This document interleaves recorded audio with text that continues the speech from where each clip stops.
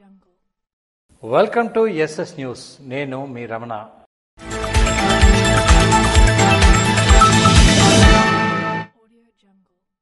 వ్యవసాయాన్ని లాభసాటిగా మార్చేందుకు రైతులకు ఆధునిక వ్యవసాయ అనుబంధ శాఖల సాంకేతిక అవసరమని జిల్లా కలెక్టర్ స్వప్నిల్ దినకర్ పొన్కర్ అన్నారు. శ్రీకాకుళం జిల్లా ఒప్పంగి గ్రామంలో పొలం పిలుస్తుంది కార్యక్రమంలో బుధవారం జిల్లా కలెక్టర్ స్వప్నిల్ దినకర్ పొన్కర్ పాల్గొన్నారు.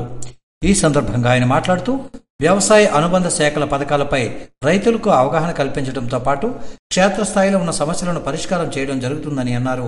Indian farmers fertilisers cooperative limited నుండి తయారు కాబడిన nano copper, nano urea plus, nano DAP, nano zinc వంటి ఇఫ్కో నానో ఎరువులతో పాటు CL company nano DAP, IPL company వారి నానో యూరియా మార్కెట్లో అందుబాటులో ఉన్నాయని అన్నారు.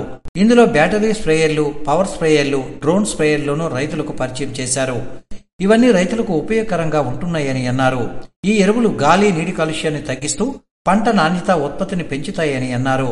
సాంప్రదాయ ఎరువుల కంటే తక్కువ ధర, నిల్వ, రవాణాల్లో సులభతరమని అన్నారు. నానో ఎరువుల స్ప్రే కొరకు ఇఫ్కో 6, ఇఫ్కో కిసాన్ డ్రోన్, 20 కిసాన్ డ్రోన్లు, 11 నమో దీదీ డ్రోన్లు అందుబాటులో ఉంటున్నాయని, డ్రోన్ కొరకు ఇఫ్కో ఫీల్డ్ ఆఫీసర్ని సంప్రదించాలని అన్నారు. డ్రోన్ కోసం మండల వ్యవసాయ అధికారులు, రైతు సేవా కేంద్రాలను సంప్రదించవచ్చునని తెలిపారు. Nano urea plus, nano DAP spraying పై రైతులకు అవగాహన కొరకు ఏర్పాటు చేసిన డ్రోన్లను ఆయన పరిశీలించారు. ఈ కార్యక్రమంలో జిల్లా వ్యవసాయ శాఖ అధికారి త్రినాథస్వామి, మండల వ్యవసాయ అధికారి పి నవీన్ కుమార్, గ్రామ సర్పంచ్ చల్లా వాణిదేవి, సచివాలయ సిబ్బంది, రైతులు పాల్గొన్నారు. డాక్టర్ లక్ష్మీనారాయణ ఒక అరుదైన ఆపరేషన్ చేసి 2 నెలల చిన్నారి ప్రాణం కాపాడారు. శ్రీకాకుళం పట్టణంలోని డేనెట్ జంక్షన్ లో ఉన్న డాక్టర్ లక్ష్మీనారాయణ సూపర్ స్పెషాలిటీ హాస్పిటల్లో 3 రోజుల క్రితం చాలా అరుదుగా వచ్చే వ్యాధి వెన్నుముక సంబంధిత సమస్యతో బాధపడుతున్న 2 నెలల చిన్నారిని తల్లిదండ్రులు జాయిన్ చేశారు. అయితే వెంటనే ఆపరేషన్ చేయకుంటే ఆ చిన్నారి కాలు చేతులు చచ్చుబడి ప్రమాదం ఉందని గ్రహించిన డాక్టర్ లక్ష్మీనారాయణ వెంటనే శస్త్రచికిత్స నిర్వహించి సుమారు 6 గంటల కాలం శ్రమించి ఆపరేషన్ విజయవంతంగా నిర్వహించి ఆ చిన్నారి ప్రాణాన్ని కాపాడారు. ఈ సందర్భంగా డాక్టర్ లక్ష్మీనారాయణ మాట్లాడుతూ, ఒక చిన్నారికి పూర్తి ఆరోగ్యాన్ని అందించేందుకు ఇలా కృషి చేయడం మాకు ఎంతో సంతోషంగా ఉందని, వెన్నుపాము డెవలప్మెంట్ జరగనప్పుడు జరిగిన లోపం వల్ల వెన్నుపాము నరాలు అన్నీ బయటికి వచ్చేసి ఉంటాయని, అలాగే లోపల ఉండే వాటర్ స్క్రీన్ కు అతుక్కొని ఒక గడ్డలా ఉంటుందని, ఇది చాలా అరుదుగా వచ్చే వ్యాధని పేర్కొన్నారు. Doctor Pai Lakshminarayana, consultant brain and spine surgeon, Srikakulam. ఈ రోజు మీతో డిస్కస్ చేయడానికి కారణం ఏంటంటే, మనం ఈ రోజు మా హాస్పిటల్లో 3 రోజుల క్రితం ఒక అరుదైన వ్యాధిని చేయడం జరిగింది. 2 నెలల వయసున్న బేబీకి వెన్నుపూస నరాలన్నీ పుట్టినప్పటి నుంచి వెన్నుపూస డెవలప్మెంట్ లో ఉండే లోపాల వల్ల నరాలు, దాంట్లో ఉండే వాటర్, సిఎస్ఎఫ్ అంటారు, అవన్నీ కలిసి బయట గడ్డ రూపంలో రావడం జరిగింది.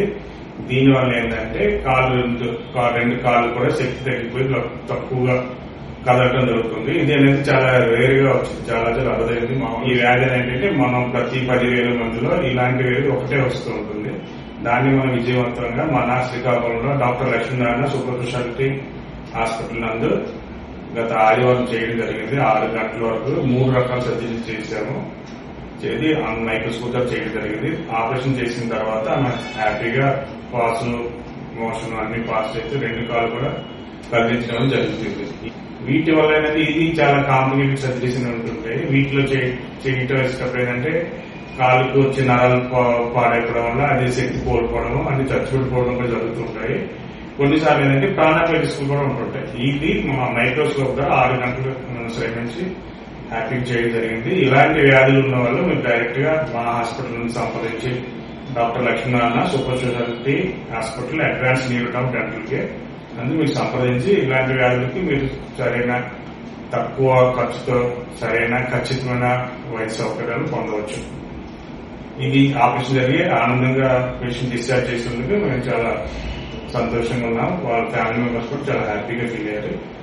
ఆపరేషన్ తర్వాత చిన్నారి వేగంగా కోలుకుంటుందని అన్నారు. ఈ సందర్భంగా శస్త్రచికిత్స విజయవంతంగా నిర్వహించి తమ బిడ్డ ప్రాణాలు కాపాడిన డాక్టర్కు ఆ చిన్నారి తల్లిదండ్రులు కృతజ్ఞతలు తెలియజేశారు. కంచిలిలో అంతర్జాతీయ ఫోటోగ్రఫీ దినోత్సవాన్ని ఘనంగా నిర్వహించారు.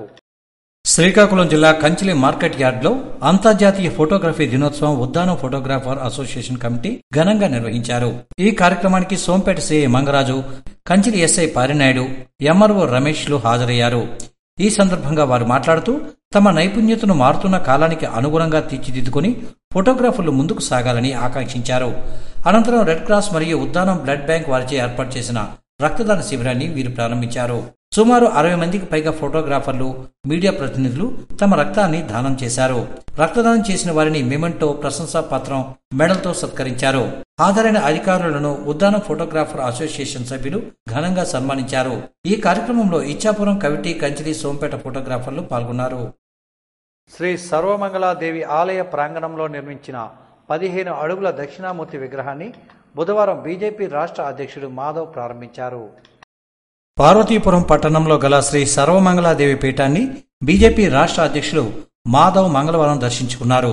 బీజేపీ రాష్ట్ర అధ్యక్షుడు మాధవ్ కి సర్వమంగళాదేవి పీఠాధిపతి ప్రముఖ నాడీ జ్యోతిష్కుడు బ్రహ్మశ్రీ మురపాక కాళిదాస్ శర్మ ఆలయ మర్యాదలతో ఘన స్వాగతం పలికారు. అమ్మవారిని దర్శించుకున్న అనంతరం ఆయన ఆలయ ప్రాంగణంలో నిర్మించిన 15 అడుగుల దక్షిణామూర్తి విగ్రహాన్ని ప్రారంభించారు. ఈ సందర్భంగా మాధవ్ మాట్లాడుతూ హిందూ సనాతన ధర్మాన్ని కాపాడటంలో దేవాలయాలు, పీఠాలు ప్రముఖ పాత్రను పోషిస్తున్నాయని, ఇందులో భాగంగా పార్వతీపురంలో ఉన్న సర్వమంగళాదేవి పీఠంలో ఉన్న సర్వమంగళాదేవిని దర్శించుకోవడం వలన కోరిన కోరికలు నెరవేరుతాయని, అంతేకాకుండా సనాతన ధర్మం కాపాడుకోవడంలో బ్రహ్మశ్రీ మురపాక కాళిదాస్ శర్మ అనేక ఆధ్యాత్మిక కార్యక్రమాలు చేపట్టి ప్రముఖ ప్రఖ్యాతిగాంచిన ఆధ్యాత్మిక కేంద్రంగా తీర్చిదిద్దడం అందరికీ ఆనందదాయకమని అన్నారు. సర్వమంగళాదేవి పీఠంలో కలియుగ ప్రత్యక్ష దైవం శ్రీ వెంకటేశ్వర స్వామి ఆలయం, అయ్యప్ప స్వామి ఆలయం, దక్షిణామూర్తి విగ్రహం స్థాపించడం వలన సర్వమంగళాదేవి పీఠం ప్రముఖ ఆధ్యాత్మిక కేంద్రంగా మారుతుందని అన్నారు. అంతేకాకుండా భారతదేశం యజ్ఞ యాగాలు చేయడం వల్ల సుభిక్షంగా ఉంటుందని, ఈ క్షేత్రం అనేక మంది సినీ నటులు, రాజకీయ నాయకులు తరచూ దర్శిస్తారని, దీనికి గల కారణం వారి వ్యక్తిగత కోరికలు నెరవేరడమే కాకుండా హిందూ ధర్మ సంరక్షణకు ఈ పీఠం ఎంతో పాటుపడుతుందని, అలానే ఈరోజు దక్షిణామూర్తి విగ్రహం ప్రారంభించడం నా జన్మ సాఫల్యమైందని అన్నారు. అమ్మవారి కరుణా కటాక్ష వీక్షణాలు, కాళిదాసు శర్మ ఆశీర్వచనాలు నిరంతరం ప్రజలపైన భక్తులపై ఉండాలన్నారు. ఈ కార్యక్రమంలో పలువురు బీజేపీ నాయకులు పాల్గొన్నారు.